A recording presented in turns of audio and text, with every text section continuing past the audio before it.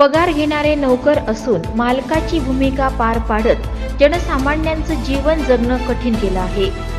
आदिवासी बहुल नैसर्गिक शेती उद्योग विरहित गोंडपिंपरी तालुक्यात शेतकरी युवक बेरोजगार यांची पिळवणूक मोठ्या प्रमाणात होत आहे।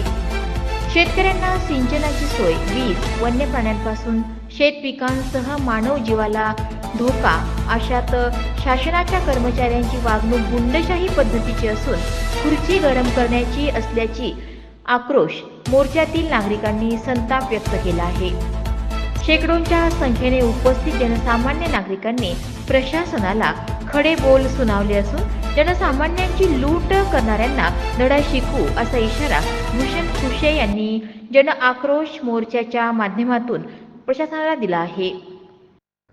गोंडपिंपरी येथील महावितरण विभागात वीज बिलाची होळी करत जनसामान्य ग्राहकांना होणाऱ्या त्रासापासून त्वरित सुटका व्हावी, अन्यथा कायदेशीर धडा शिकू असा इशारा भूषण फुसे यांनी जन आक्रोश मोर्चात दिला। मीटर घेण्या अगोदर शेतकऱ्यांच्या हातात हजारांचे बिल थोपवले जाते। घरकुल धारकांना 2000हून अधिक वीज बिल दरमहा भरावं लागतं। जनसामान्यांची पिळवणूक बंद करा, अन्यथा राजीनामा द्या असा इशारा महावितरण कर्मचाऱ्यांना मोर्चातून देण्यात आला। भर पावसात असंख्य शेतकरी, शेतमजूर, बेरोजगार आपल्या हक्क अधिकारासाठी जन आक्रोश मोर्चामध्ये सहभागी झाले। तहसीलदार कार्यालयासमोर विविध मागण्यांना घेऊन भूषण फुसे यांनी प्रशासनाला जागं केलं। महाराष्ट्र सरकारच्या फसव्या योजना जनसामान्यांना त्रासदायक असून येणाऱ्या निवडणुकीसाठी लॉलीपॉप असल्याचं सांगितलं। आरोग्य, शिक्षण, सिंचन यापासून गोंडपिंपरी तालुका वंचित आहे। तालुक्यात बस सेवा नाही, विद्यार्थ्यांना शिक्षणाची सोय नाही, शेतकऱ्यांना सिंचनाची सोय नाही, अशा विविध मागण्यांना घेऊन कार्यालयासमोर जन आक्रोश मोर्चा काढण्यात आला आणि निवेदनाद्वारे तहसीलदार शुभम बहाकार यांना कळवण्यात आलं। आत्ताच आपण भूषण फुसे यांच्या नेतृत्वात जन आक्रोश मोर्चा इथे काढण्यात आला। असंख्य म्हणजे हजारो शेतकरी रस्त्यावर उतरले।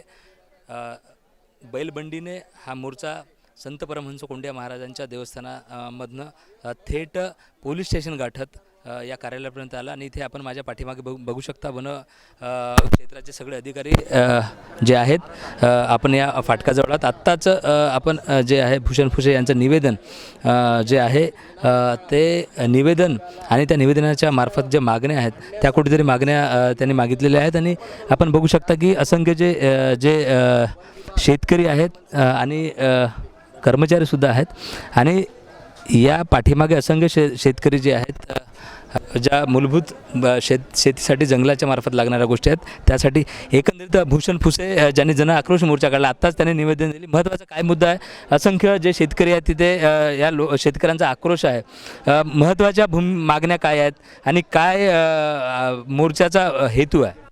सर्वप्रथम गोंडपिंपरी तालुक्यामध्ये आज जो भव्य जनाक्रोश मोर्चा काढण्यात आलेला आहे तो वन विभागाच्या विरोधात शेतकऱ्यांमध्ये अतिशय रोष आहे। त्याचे पडसाद आपण मागील झालेल्या लोकसभा निवडणुकीत सुद्धा बघितला आहे।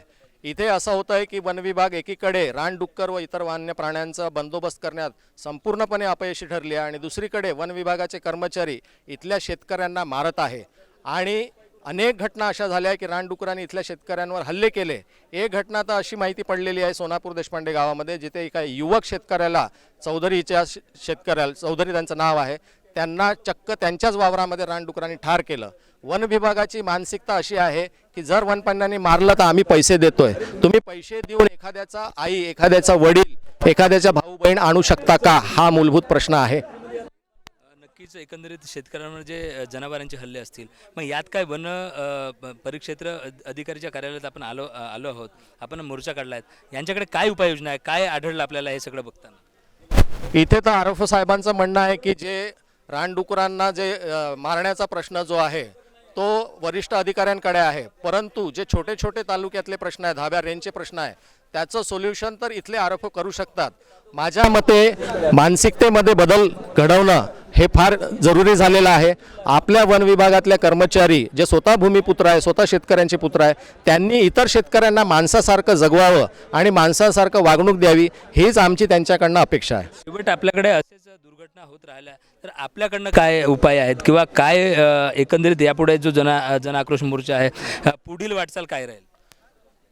येणारी वाटचाल अशी आहे की आजचा भव्य जनाक्रोश मोर्चा ही केवळ सुरुवात आहे आणि येणाऱ्या काळात आम्ही सर्व पर्याय, त्यात न्यायालयीन प्रक्रिया सुद्धा आली, राजकीय प्रक्रिया आली आणि सामाजिक प्रक्रिया, या सर्व प्रक्रियांचा वापर करून हे धोरणात्मक निर्णयामध्ये बदल करण्याचा पूर्ण प्रयत्न करू आणि येणाऱ्या विधानसभा निवडणुकीमध्ये रानडुक्कर व वनप्राणी आणि वन विभागाचं जे काम आहे हा फार मोठा मुद्दा असणार आहे राजकारणाचा आणि निवडणुकीचा. त्यामुळे येणाऱ्या काळात आम्ही हे जे चुकीचं धोरण आहे महाराष्ट्र शासनाचं की प्रेम रानडुकराला करायचं पण कास्तकाराला नाही, रानडुकराचं संरक्षण करायचं पण कास्तकाराचं नाही, हे धोरण याच्या पुढे चालणार नाही. हे धोरण बदलण्यात येईल. नक्कीच हे होते भूषण भुजे. अत्यंत जो जन आक्रोश मोर्चा होता तो आता इथे एक निवेदनामार्फत याची सांगता होते. आता पुढे सुद्धा वनपरिक्षेत्रामध्ये त्यांचं आंदोलन आहे. एकंदरीत रानडुकरांचा जो हौदोस आहे शेतीमध्ये आणि इथे शेतकऱ्यांचे जीव जात आहेत आणि त्याच्यामुळे हा जो संताप आहे, हे जे शेतकऱ्यांप्रती जे आपले आईवडील जे शेतकरी आहेत ही पोटतिडकी फुसे यांच्याकडनं आता बघायला मिळालेली आहे. आणि मी नितेश डोंगरे, लाईव्ह चंद्रपूर.